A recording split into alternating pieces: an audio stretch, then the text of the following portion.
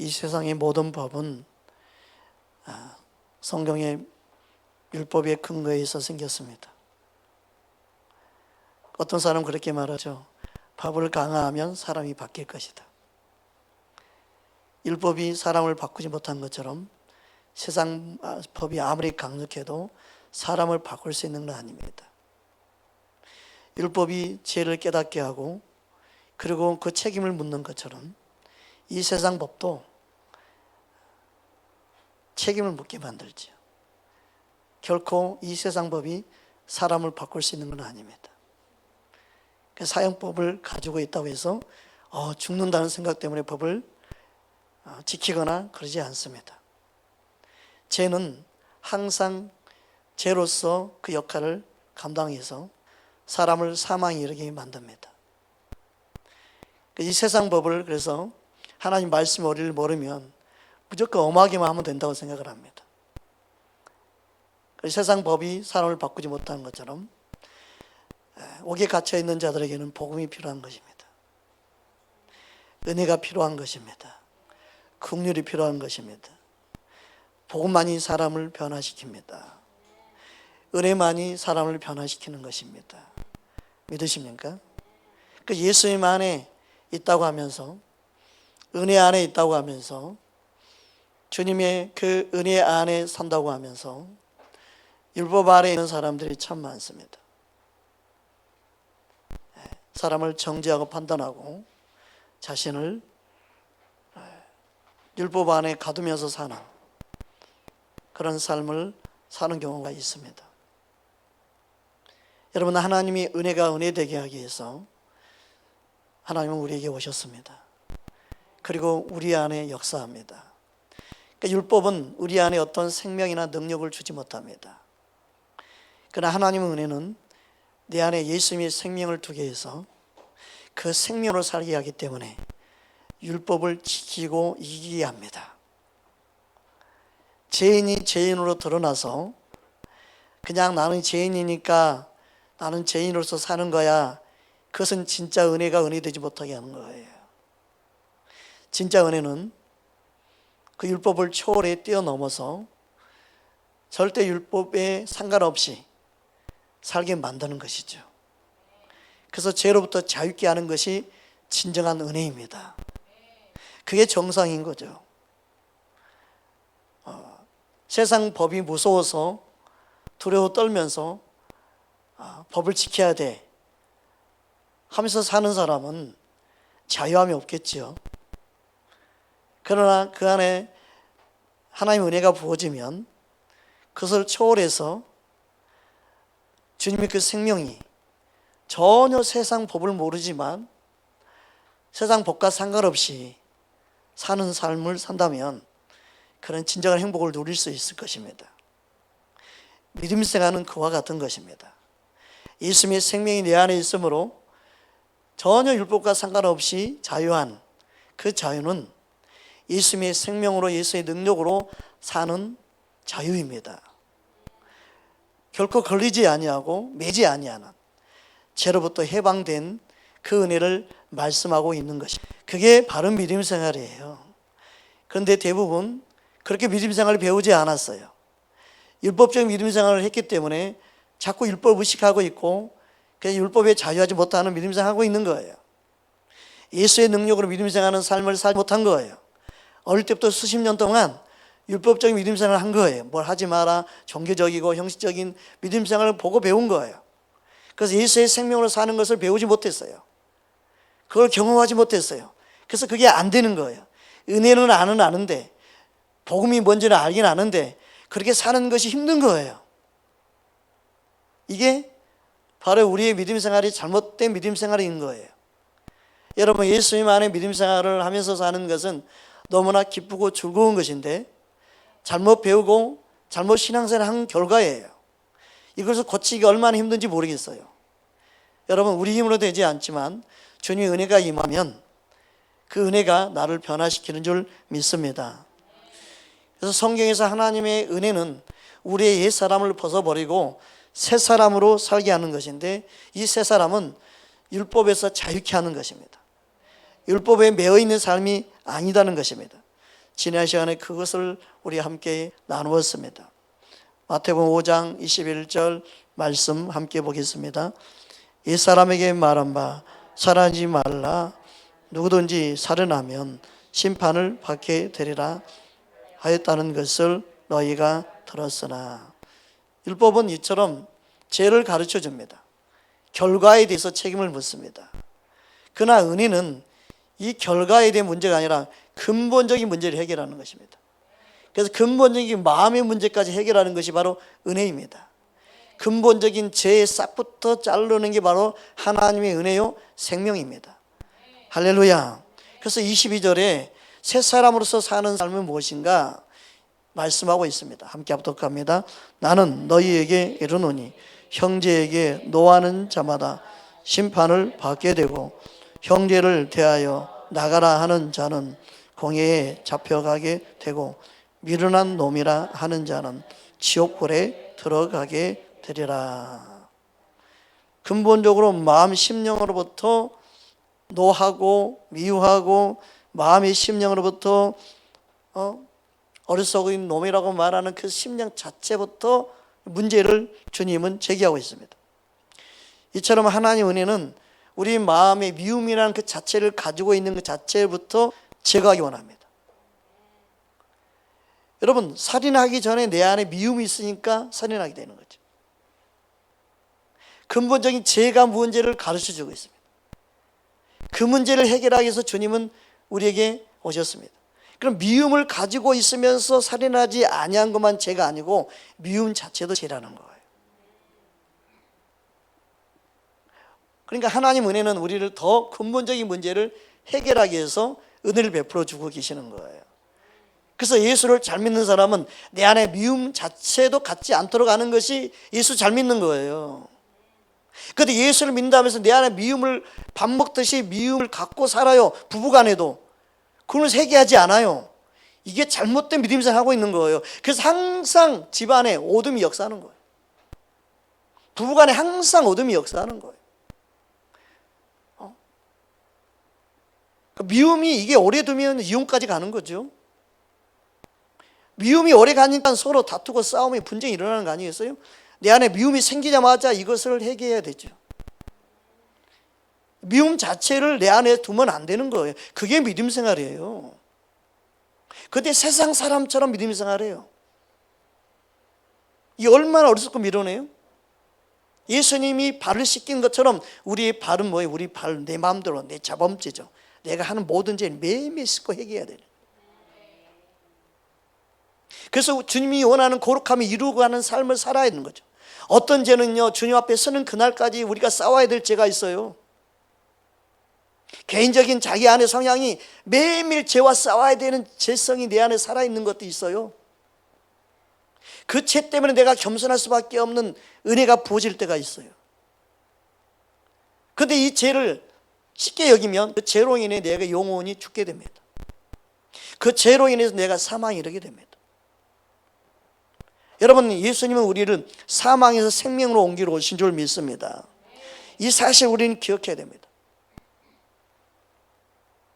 요한일서 3장 14절 15절입니다. 함께 합독합니다. 우리는 형제를 사랑함으로 사망에서 옮겨 생명으로 들어간 줄을 알거니와 사랑하지 아니하는 자는 사망에 머물러 있느니라. 그 형제를 미워하는 자마다 살인하는 자니 살인하는 자마다 영생이 그 속에 거하지 아니하는 것을 너희가 아는 바라. 아멘. 주님의 사랑이 누굴 통해 흘러가야 되는지 알아야 돼요. 마땅히 행할 것을 행하지 아니하면 안 돼요. 주님의 사랑이 여러분을 통해 여러분에 붙어있는 가지가 다 살아나기를 주의 이름으로 축복합니다. 그래서 여러분이 예수님의 생명이 있으면 여러분의 가정을 책임져야 돼요. 그러니까 가정을 돌보지 않으면 불신자보다 악하다고 그랬어요. 그냥 하신 말씀이 아니에요. 악한 거예요. 마음에 사랑이 없기 때문에 그렇죠. 사망 가운데 있으면 안 돼요. 마음에 안 들 수 있어요. 그래서 가족이 가족을 책임져야 돼요. 미움이 있으면 안 돼요. 여러분, 우리 안에 미움이 있으면 사망 가운데 있는 거예요. 아무리 싫어도 가족은 가족이 품어야 돼요. 여러분이 철저하게 의지할 분은 먼저 가족이 돼야 돼요. 제 3자를 의지하면 안 돼요. 가정이 가정을 책임지는 거예요. 여러분, 주님 안에서 믿음으로 행할 수 있는 저와 여러분 되기를 주의 이름으로 축복합니다. 주님은, 예수님은 마태복음 5장에서 다음과 같이 말씀하고 있습니다. 46절 48절입니다. 너희가 너희를 사랑하는 자를 사랑하면 무슨 상이 있으리요? 세리도 이같이 아니하느냐? 또 너희가 너희 형제에게만 무난하면 남보다 더한 것이 무엇이냐? 이방인들도 이같이 아니하느냐? 그러므로 하늘에 계신 너희 아버지의 온전하심과 같이 너희도 온전하라. 주님의 사랑이, 여러분, 우리는 흘러가는 통로로 쓰임 받아야 합니다. 그래서 먼저 사랑해야 할 자가 누군지, 먼저 섬겨야 할 자가 누군지, 여러분이 가족을 품을 수 있기를 주님으로 축복합니다. 내가 가족을 품고 품었는데도 내가 내 힘으로는 안 되겠습니다. 그럴 때 교회 도움을 청해야 되는 거죠. 그럴 때 교회 도움을 청해서 교회에서 도울 수 있는 게 뭔지를 찾게 만들어야 되는 거죠. 충분히 그럴 수 있는데 피하면 안 돼요. 여러분, 하나님이 모든 걸 행하시는 통로가 되게 해야 돼요. 하나님은 우리의 모든 걸 보고 선하게 생명으로 영혼들을 살리기 원하고 사망에 이른 많은 영혼들을 살릴 수 있는 길로 인도하기 위해서 저와 여러분을 부른 줄 믿습니다. 그래서 우리는 항상 진리 위에 서 있어야 합니다. 진리 위에서 말씀이 행해야 됩니다. 옆 사람 인사합시다. 진리 위에 서 있읍시다. 말씀이 행합시다. 베드로후서 1장 12절 13절 우리 함께 합독합니다. 그러므로 너희가 이것을 알고 이미 있는 진리에 서 있으나 내가 항상 너희에게 생각나게 하려 하노라. 내가 이 장막에 있을 동안에 너희를 일깨워 생각나게 함이 옳은 줄로 여기노니. 보십시오. 진리에 서 있어야 돼요. 근데 지금 베드로는 진리에 너희가 서 있으나, 진리에 서 있다고 해서 그걸 끝이 아니라 항상 진리에 서 있도록 돕는다 이거예요. 섬기게 된다는 거예요. 그러니까 여러분, 말씀을 내가 알고 있으니까 아니에요. 어제 알고 있는 말씀이라도 오늘 말씀은 영의 양식이기 때문에 매일매일 어제 먹은 밥 오늘 안 먹는 게 아닌 것처럼 어제 먹은 말씀이 어제 먹은 말씀이고 오늘 말씀 오늘 말씀 먹어야 되는 거예요. 항상 진리가 내 영혼에 필요한 거예요. 그래서 하나님 말씀은 내 영의 양식이 돼야 돼요. 저는 제일 기분 좋은 게 뭔지 알아요? 말사님, 말씀을 들었는데 다시 들었는데 더 큰 은혜가 임했어요 할 때 기분 좋아요. 그게 말씀을 제대로 먹는 거예요. 대부분이 혼의 생각, 육신의 생각 뭐예요? 들었던 말씀인데 못 또 들어. 이 혼의 생각이에요. 근데 영의 양식으로 생각하는 사람은 또 듣고 또 들어서 먹고 먹는 거예요. 먹을 때마다 성령님이 말씀을 통해 만지시기 때문에 들을 때마다 새로운 거예요. 들을 때마다 은혜를 받는 거예요. 그게 말씀의 생명이기 때문에 그러는 거죠. 그러니까 저와 전혀 상관없어요. 말씀을 전하는 목회자와 전혀 상관이 없어요. 하나님 말씀이 생명입니다. 말씀이 여러분 믿어지기 시작할 때 여러분 안에 주님의 생명으로 역사하는 놀라운 은혜를 경험하게 될 줄 믿습니다. 진리에 서 있으나 내가 항상 너희에게 생각나게 하려 한다. 항상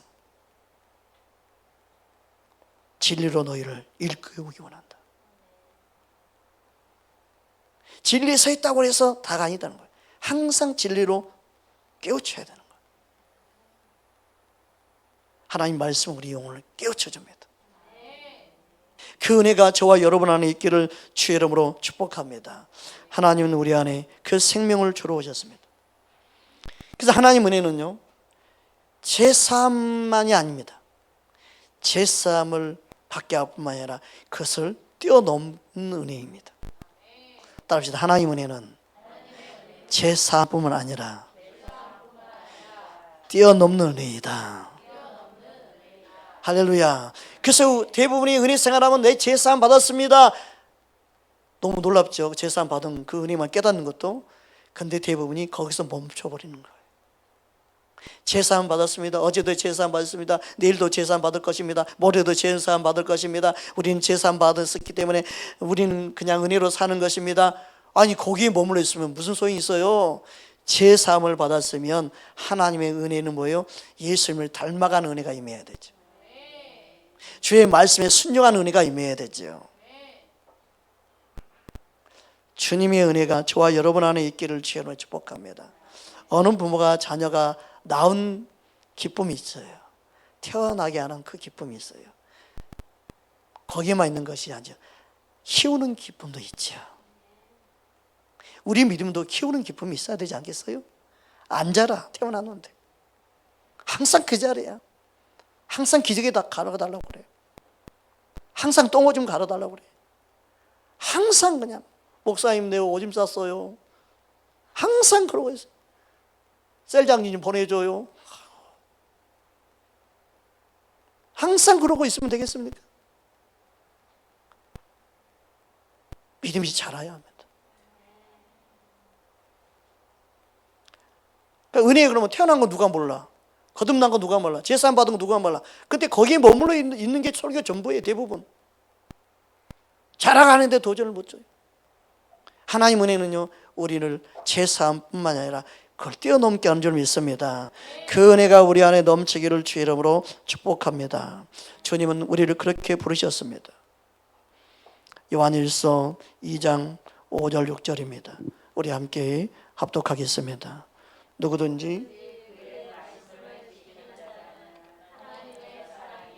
참으로 그 속에서 온전하게 되었나니 이로써 우리가 그 안에 있는 줄을 아노라.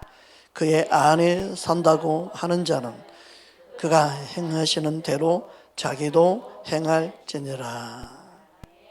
은혜 안에 사는 걸로 멈추는 게 아니라 예수님의 삶을 행해가는 삶으로 자라가야 되는 것입니다. 그것이 주님이 우리에게 은혜를 베풀어 주신 이유입니다.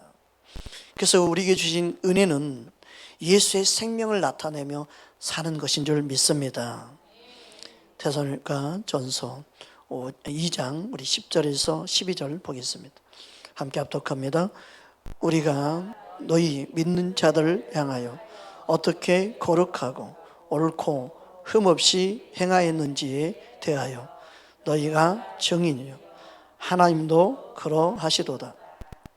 너희도 아는 바와 같이 우리가 너희 각 사람에게 아버지가 자기 자녀에게 하듯 권면하고 위로하고 경계하노니 이는 너희를 부르사 자기 나라와 영광에 이르게 하시는 하나님께 합당히 행하게 하려 함이라. 하나님의 은혜는요, 하나님 보시기에 합당하게 행할 수 있도록 우리의 삶을 변화시켜 갑니다. 자라가게 합니다. 그게 진정한 은혜이죠. 하나님 은혜를 베푸는데 항상 사망 가운데 있다면 그게 어떻게 하나님 은혜가 은혜 되게 하는 거겠어요? 하나님 은혜를 받았다면서 항상 죄를 짓는 가운데 있으면 어찌 그게 은혜가 은혜 되게 하는 거예요? 죄인으로 사는데 그냥 그 잘못된 생각을 갖고 죄인이 구원받은 것이 은혜예요. 분명히 은혜예요. 근데 죄인이 구원받은 은혜를 누리면서 살아야 되는데 다시 죄인으로 살아. 그거는 하나님 은혜를 헛되이 여기는 것이라니까요. 근데 그게 믿음 생활이 그게 복음이라고 생각을 해요. 언제 하나님이 사망 가운데 있게 만들었습니까? 아닙니다. 진정한 은혜는 사망에서 벗어나게 하는 겁니다. 근데 사람들은요, 그걸로 이완받으며 살려고 그러죠. 그래서 한국계 변화가 안 일어나는 거예요. 믿음 생활의 변화가 안 일어나는 거예요. 가정의 변화가 안 일어나는 거예요. 평생 예수 믿어도 변화가 안 일어나는 거예요. 태어나긴 태어났는데 안 자라는 거예요. 수십 년 동안 그냥 똥기저귀 타고 있는 거예요. 그냥 태어난 게 은혜래. 그냥 태어났으니까, 새 생명 받았으니까 그게 은혜예요? 잘해야죠.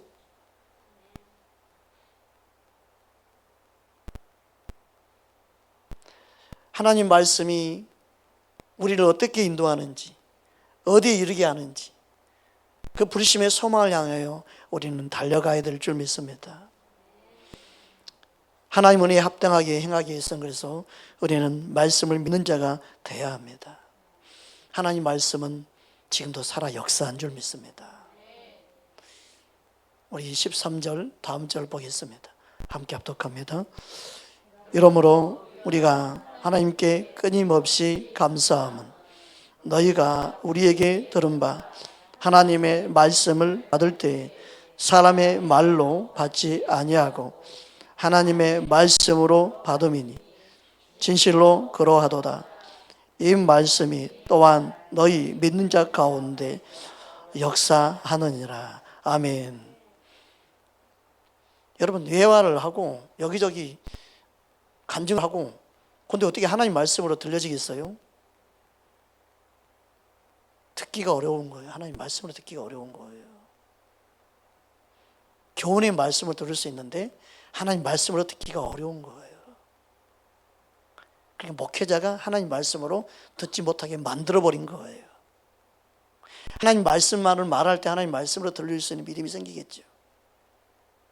최소한 하나님 말씀으로 들을 수 있는 믿음이 저와 여러분 안에 생기기를 주의 이름으로 축복합니다. 왜 그렇습니까? 하나님 말씀 그 자체가 진리이기 때문에 그렇습니다. 그래서 하나님의 은혜는요, 말씀을 말씀되게 하고 진리가 진리되게 합니다. 할렐루야. 그러므로 진리 안에 거한다는 것은 거짓 맹세를 하지 않게 합니다. 진리 안에 거하기 때문에. 예수님 말씀으로 다시 돌아가기 원합니다. 마태복음 5장입니다. 33절에서 34절 함께 합독합니다. 또 옛사람에게 말한 바 헛맹세를 하지 말고 내 맹세한 것을 주께 지키라 하였다는 것을 너희가 들었으나 나는 너희에게 이르노니 도무지 맹세하지 말지니 하늘로도 하지 말라. 이는 하나님의 보좌임이요. 그래서 우리의 믿음 생활은요, 맹세하는 게 아닙니다. 입술로만 맹세하는 게 아닙니다. 우리의 믿음 생활은 맹세하는 게 아니고 진실함으로 내 마음의 진리로 반응하는 겁니다. 그 말씀이 내 안에 와닿아서 내 안에 근본적으로 진실함으로 바뀌는 것이 중요한 것이, 입술로 맹세하는 것을 주님 원치 않는다는 거예요. 그러니까 율법적인 성향이 뭐냐면 맹세만 하면 되는 거야. 그냥 말만 하면 되는 거야. 마음에도 없는 기도, 마음에도 없는 찬양, 마음에도 없는 충성, 봉사, 아무 소용이 없는 거예요. 그러니까 종교적인 믿음 생활하는 사람은요, 형식만 갖춰요. 보이기 위한 것만 해요. 그런 게 아니다는 거. 믿음 생활은 마음의 문제다는 거죠. 진리로 반응해야 되는 거예요. 그 예배한 자는 신령과 진정으로 예배하고 우리의 마음을 주 앞에 드려야 되고, 내 마음의 문제를 바꾸기 위해서 주님은 은혜를 베풀어 주신 거예요. 할렐루야. 그 너희는 맹세했는데 그 맹세가 아니다.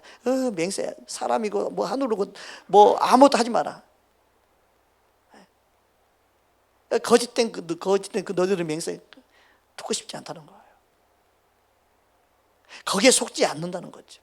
마음이 문제예요. 그래서 주님은요, 진실한 기도를 원해요. 기도는 죄인이면 죄인된 진실함을 고백하는 거예요. 나는 죄인입니다라고. 내가 또 넘어졌습니다라고.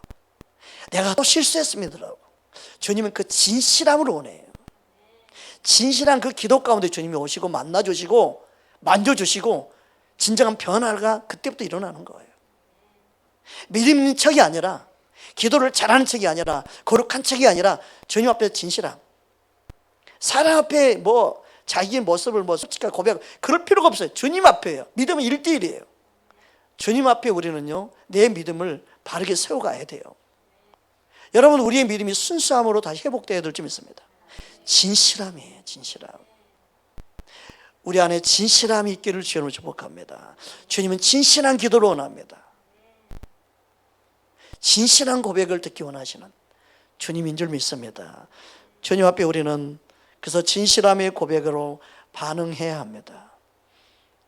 그래서 35절에서 37절에 가면 다음과 같이 말씀하고 있습니다. 함께 합독합니다. 땅으로도 하지 말라. 이는 하나님의 발등상이니 예루살렘으로도 하지 말라. 이는 큰 임금의 성읍이에요. 내 머리로도 하지 말라. 이는 내가 한도록도 희고 검게 할 수 없습니다. 오직 너희 말은 옳다 옳다 아니다 아니다 하라. 이에서 지나가는 것은 악으로부터 나느니라. 변명하려지 말고 자신을 합리하려고 하지 말고 기면 기고 아니면 아니다, 그냥 진실하라는 거예요. 할렐루야. 말씀이 이렇게 명확해요. 말씀이 어렵지 않아요. 그 말씀 그대로 말씀을 전하잖아요. 뭔가 다른 뜻이 있는 것처럼 해석할 필요가 없어요. 뭐 특별한 사람은 말씀의 뜻을 아는 것처럼 해석할 필요가 없어요. 누구나 말씀이 그냥 읽으면 다 알 수 있는 내용이에요. 아, 이런 의미로 말씀하셨구나. 그러니까 맹세하지 마라. 왜 거짓 맹세를 하냐. 진실하게 기면 기고 아니면 아니다 해라. 다른 말이 필요 없다는 거예요. 여러분, 하나님 앞에 다른 말이 필요 없어요. 내 모습 그대로 내 솔직한 고백, 진실한 고백을 하는 게 중요한 거예요. 그게 기도예요. 그게 주님이 받으신 기도예요. 나 기도할 줄 모릅니다. 모릅니다. 나 뭐라고 말할지 모르겠습니다. 무슨 말부터 시작할지 모르겠습니다. 주님, 그런 내가 기도한다고 내가 엎드렸는데 아무 생각이 안 납니다. 이게 다 기도예요. 기도. 솔직한 자신의 모습을 고백하는 거예요. 여러분, 우리가 진실함을 갖기를 주님으로 축복합니다. 그게 주님이 받으시기 원하는 거예요.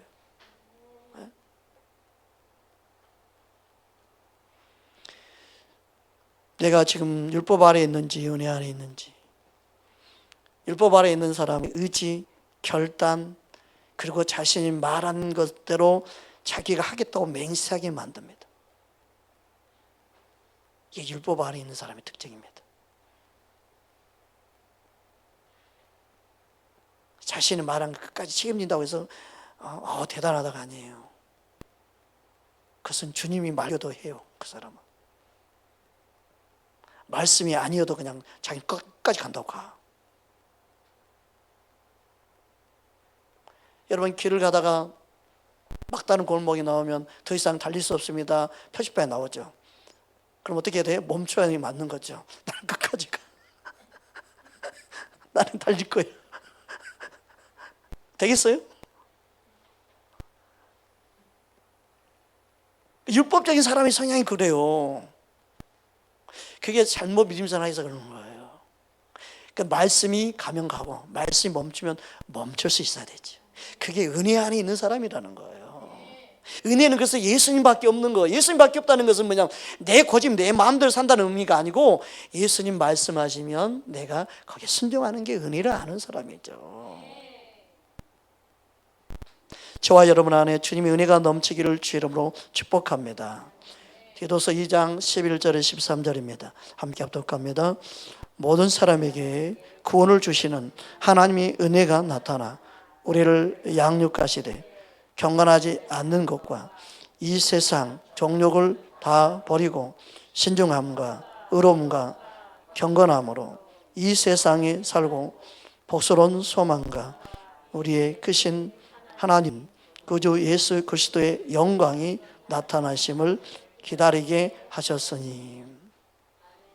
하나님 은혜는 구원받은 자녀들 어떻게 나타납니까? 양육하신 은혜로 첫째로 나타납니다. 은혜가 은혜 되도록 양육해 갑니다. 자라게 합니다. 구원받았으니 끝이 아니고 모든 사람이 구원을 주시는 하나님의 은혜가 나타나는데, 이 나타나서 그 다음에 하는 일은 뭐냐? 우리를 양육하시되 그랬습니다. 그 은혜의 자리에 머물러 있으면 안 되고, 은혜가 은혜 되게 하려면 내 믿음이 자라야 되는 거예요. 은혜는 태어나게 했습니다. 은혜는 분명히 구원받게 했습니다. 은혜는 새 생명 갖게 했습니다. 거기서 전부가 아닙니다. 양육되어져야 됩니다. 자라나야 됩니다. 자라나게 하는 분은 하나님뿐인 줄 믿습니다. 그러니까 자라나도 섬기는 자, 물 주고 돕고 그게 사역자일 뿐이에요. 그러나 자라나게 하신 분은 하나뿐이시죠. 그러나 내가 자라기 힘써야 되겠죠. 자라기를 원해야 되지요. 자랄 수 있도록 말씀을 공급받아야 되지요. 자랄 수 있는 은혜가 있기를 주의 이름으로 축복합니다. 두 번째는 뭡니까? 이 세상에서 구별된 삶을 살게 하는 거예요. 그게 은혜예요. 네? 이 세상 정욕을 버린다. 양육하되 경건하지 않는 것과 이 세상의 정욕을 다 버리게 합니다. 그래서 신중함과 의로움과 경건함으로 이 세상에 살게 합니다. 이게 은혜입니다. 하나님의 은혜는 제 삶을 뛰어넘게 합니다. 죄로부터 자유케 합니다. 할렐루야. 믿음이 자라는 그 은혜를 경험하도록 주께서 우리를 인도하신 줄 믿습니다. 세 번째 은혜는 뭘 말하고 있습니까? 그 은혜는 예수 그리스도의 영광이 나타나시기를 기다리게 만드는 거예요. 이게 진짜 은혜예요. 하나의 은혜를 받으면 세상에 머물러 있으면 그 은혜를 모르는 사람이지요. 진짜 은혜를 안다면 세상과 등지는 거예요. 세상 등지고 십자가 보내, 세상 등지고 예수님 보내. 이게 은혜예요. 세상 등지고 십자가를 지을 수 있는 사람, 세상 등지고 세상 모든 것 다 내려놓고 주님 말씀을 따를 수 있는 사람, 이게 은혜를 아는 사람이에요. 우리 안에 주님의 은혜가 있을 때 이처럼 주님 앞에 반응하게 됩니다. 그래서 하나님 은혜를 깨닫는 만큼, 주님을 아는 만큼 우리는 그 주님께 반응하며 주님을 닮아가는 귀한 은혜가 임하는 것입니다. 따라합시다. 하나님 은혜는 진리를 통해 깨닫고 아는 것이다. 여러분, 하면 알수록 은혜의 보좌 앞으로 나아갈 수 있습니다. 주님만을 붙잡고 사는 은혜가 임하게 될 줄 믿습니다. 히브리서 4장 16절 함께 합독합니다. 그러므로 우리는 긍휼하심을 받고 때를 따라 돕는 은혜를 얻기 위하여 은혜의 보좌 앞에 담대함을 나아갈 것이니라. 아멘. 분명히 은혜는 긍휼하심을 아는 자로 삽니다. 하나님 은혜는 어떤 은혜입니까? 때를 따라 돕는 은혜입니다. 그러나 그 은혜를 알면 알수록 때를 따라 돕는 은혜를 얻기 위하여 보좌 앞에 나가게 될 줄 믿습니다. 그 은혜가 은혜 되는 것은요, 예수님께 나아갑니다. 예수님을 더 사모하게 만듭니다. 더 그 은혜를 깨닫도록 우리 안에 역사하는 줄 믿습니다. 이처럼 진리 되신 예수를 아는 만큼 주님을 위해 살게 되고 주님께 반응하는 삶으로 나타나는 줄 믿습니다. 베드로전서 1장 15절, 13절, 15절 오늘 본문 말씀 함께 합독합니다. 그러므로 너희 마음에 허리를 동이고 근신하여 예수 그리스도께서 나타나실 때 너희에게 가져다 주실 은혜를 온전히 바랄지어다. 너희가 순종한 자식처럼 전에 알지 못할 때 따르던 너희 사역을 본받지 말고 오직 너희를 부르신 거룩한 이처럼 너희도 모든 행실에 거룩한 자가 되라. 아멘.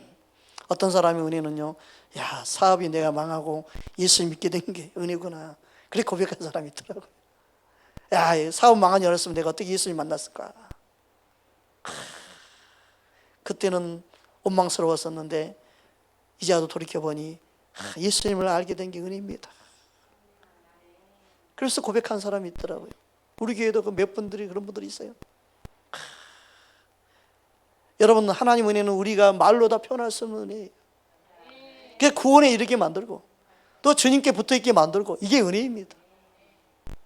할렐루야. 내가 원하는 대로 잘 나갔으면 지금 예수님과 상관없이 세상에서 얼마나 멋있게 살았겠습니까? 예수님 없는 인생은 얼마나 불행합니까? 여러분, 예수님을 알고 사는 것이 은혜인 줄 믿습니다. 옆 사람 인사합시다. 은혜 받았습니다. 당신은 은혜를 많이 받은 분입니다. 엄청 받았어요? 어제 우리는 은혜를 엄청 받았어요. 저도 은혜를 엄청 많이 받아서 이 자리에 있는 것 같아요. 너무 감사한 것 같아요. 생기다 만 것도 은혜이고 가난하게 자란 것도 은혜이고 다 은혜예요. 왜냐하면 예수님을 찾고 예수님을 원하고 예수님을 부르짖고 그만큼 주님 앞에 달려가고 그만큼 주님 앞에 엎드리며 주 앞에 눈물로 호소하며 기도했던 그게 다 은혜인 거예요. 여러분, 하나님 은혜가 우리에게 더 넘쳐나기를 주의 이름으로 축복합니다. 은혜는 이처럼 우리를 바꿉니다. 진정한 은혜는 우리를 회개시키고 돌이키게 하는 것입니다. 이사야 55장 6절 7절 우리 함께 합독합니다. 너희는 여호와를 만날 만 때에 찾아라. 가까이 계실 때에 그를 부르라. 악인은 그 길을 불의한 자는 그의 생각을 버리고 여호와께로 돌아오라. 그리하면 그가 긍휼히 여기시리라. 우리 하나님께로 돌아오라. 그가 너그럽게 용서하시리라. 아멘. 와, 엄청난 은혜를 베풀어 주시겠다는 거예요. 그런데 돌아오지 않는 사람이 아직도 많아요. 그래도 돌이키지 않는 사람이 너무너무 많아요. 여러분, 우리에게 베푸신 그 구원의 은혜가 우리를 점점점 주님을 닮아가도록 죄와 싸우게 만들고 죄로부터 자유케 하는 줄 믿습니다. 요한복음 13장 9절에서 10절 우리 함께 합독합니다. 시몬 베드로가 이르되 주여 내 발뿐 아니라 손과 머리도 씻어 주옵소서. 예수께서 이르시되 이미 모욕한 자는 발밖에 씻을 필요가 없느니라. 온몸이 깨끗하니라. 너희가 깨끗하나 다는 아니니라 시니. 피곤해서 발 안 씻고 자는 사람 가끔 있죠. 그래서 문제 안 됐죠. 생명과 위험이 없으니까. 그렇게 생각하고 그래 발 씻는 것쯤이야 뭐 문제가 되겠어? 그렇게 생각하는 경우가 너무 많습니다. 그러나 예수님의 말씀을 우리는 자세히 보면 그러지 않음을 알 수 있습니다. 베드로가 발뿐만이 아니라 손과 그리고 머리도 씻어달라고 했습니다. 왜 베드로 이렇게 반응했습니까? 이 말씀을 하기 전 6절에서 8절 말씀을 보면 잘 알 수 있습니다. 우리 함께 합독하겠습니다. 시몬 베드로에게 이르시니 베드로가 이르되 주여 주께서 내 발을 씻기시나이까? 예수께서 대답하여 이르시되 내가 하는 것을 내가 지금은 알지 못하나 이후로는 알리라. 베드로가 이르되 내 발을 절대로 씻지 못하시리이다. 예수께서 대답하시되 내가 너를 씻어주지 아니하며 내가 나와 상관이 없느니라. 상관이 없다는 말에 베드로가 발뿐만이 아니라 손과 머리도 다 씻겨달라고 하는 거예요. 이 상관이 없다는 말이 무서운 말이에요. 한글 성경이 그냥 상관이 없으니까 그냥 뭐 상관이 없다? 뭐 큰 문제가 되지 않나? 이렇게 생각할 수 있는데 이 상관이 없다는 말은 이 상관이라는 말은 메로스라는 단어인데 부분, 그 사람의 목, 일부분 이렇게 해석되어지는데 이게 언어로 직역을 하면 어떻게 해석되어지냐면 내가 너를 씻기지 아니하면 너는 내 안에 한 자리, 한 몫을 가지지 못한다 이 뜻이에요. 예수님 안에 너가 거할 수 있는 자리가 없다 그 말이에요. 그래서 예수님과 너는 남남이라는 뜻이에요. 전혀 상관없는 사람이 된다는 거예요. 발을 씻기지 않았다는 하나의 이유 때문에. 여러분, 예수님 십자가에 죽으심으로 우리 온몸을 다 씻겨 주셨어요. 온 죄로부터 자유케 했어요. 그러나 발을 씻기지 아니하면 우리의 지은 죄를 우리의 스스로 죄를 회개하지 아니하면 예수님과 전혀 상관없는 믿음의 생활을 하고 있다는 거예요. 처음 들어보는 설교죠. 저도 지금 처음 하는 거예요. 저도 주님과 상관없다. 너는 내 안에 거할 자리가 없다. 그러면 너는 내 안에 자리 거할 자리 없으면 내가 너 안에 거하겠느냐? 전혀 상관이 없는데. 상관이 없다는 거예요. 주님이 우리를 용서하시는 그 은혜 중요합니다. 그러나 더 큰 은혜는 뭐냐? 내가 용서할 수 있는 은혜가 있어야 되고, 내가 죄와 싸우며 죄로부터 자유케 하는 은혜가 내게 임해야 되는 거예요.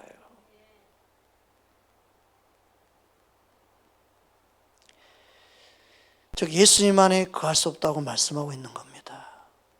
그러므로 회개는 중요합니다. 내가 매일매일 회개하는 삶을 사는 것은 예수님 안에 거하는 삶을 사는 거예요. 회개하지 아니하면 주님과 상관없는 삶을 사는 겁니다. 그런데 구원파는 뭐예요? 한 번 회개로 영원한 회개처럼 말하고 가르치는, 전혀 주님과 상관없는 사망에 이르는 거예요. 그게 우리는 매일매일 회개하는 삶을 살아야 합니다. 예수님 안에 거하는 것은 회개뿐입니다. 주님이 보혈이 날마다 우리 안에 씻음받는 귀한 은혜가 임하기를 주의 이름으로 축복합니다. 그래서 요한복음 15장에 너무나 중요하게 말씀하고 있는 거예요. 15장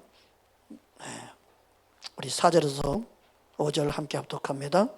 내 안에 거하라. 나도 너희 안에 거하리라. 가지가 포도나무에 붙어있지 아니하며 스스로 열매를 맺을 수 없음같이 너희도 내 안에 거하지 아니하면 그러하리라. 나는 포도나무요 너희는 가지라. 그가 내 안에 내가 그 안에 거하면 사람이 열매를 많이 맺나니 나를 떠나서는 너희가 또 할 수 없음이라. 아멘. 그 회개가 예수님 안에 거하는 거예요. 죄는요 예수님과 떨어지게 만드는 거예요. 어떤 죄요? 마음의 죄까지도, 생각의 죄까지도, 미움, 원망, 모든 것 다 예수님과 멀어지게 만드는 거예요. 주님과 상관없게 만드는 죄를 심상히 여기고 가볍게 여기는 게 문제예요. 그래서 예수님 안에 거할 때 열매 맺게 되고 진정한 주님의 제자가 되는 겁니다. 할렐루야. 8절에 우리 6절에 7절 이어서 보겠습니다. 사람이 내 안에 거하지 아니하면 가지처럼 밖에 버려져 마르나니 사람들이 그것을 모아다가 불에 던져 사르느니라. 너희가 내 안에 거하고 내 말이 너희 안에 거하며 무엇이든지 원하는 대로 구하라. 그래야 하면 이루리라. 그 기도의 목적도 결국 뭐예요? 예수님 안에 거한 것이 돼야 돼요. 와, 놀랍지 않아요? 말씀이 너무나 명확하고 분명하잖아요. 그래서 진정한 기도는 뭐냐? 사귀는 거 예수님 안에 거하고 예수님 내 안에 거하는. 그래서 더불어 먹고 마시는 게 기도의 목적이에요. 예수님의 생명이 내 안에 거하고 내가 예수님 안에 거하는. 단순히 그 안에는 회개가 필요한 거죠.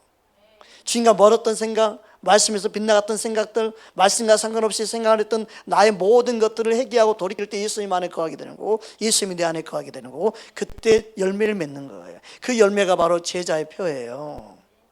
할렐루야. 8절 9절 이어서도 계속 봅니다. 너희가 열매를 많이 맺으면 내 아버지께서 영광을 받으실 것이요 너희는 내 제자가 되리라. 아버지께서 나를 사랑하신 것 같이 나도 너희를 사랑하였으니 나의 사랑 안에 거하라. 그러므로 우리가 예수님 안에 거할 때 평안이 있고 생명이 있고 능력이 있고 좋은 열매를 맺게 되는 것입니다.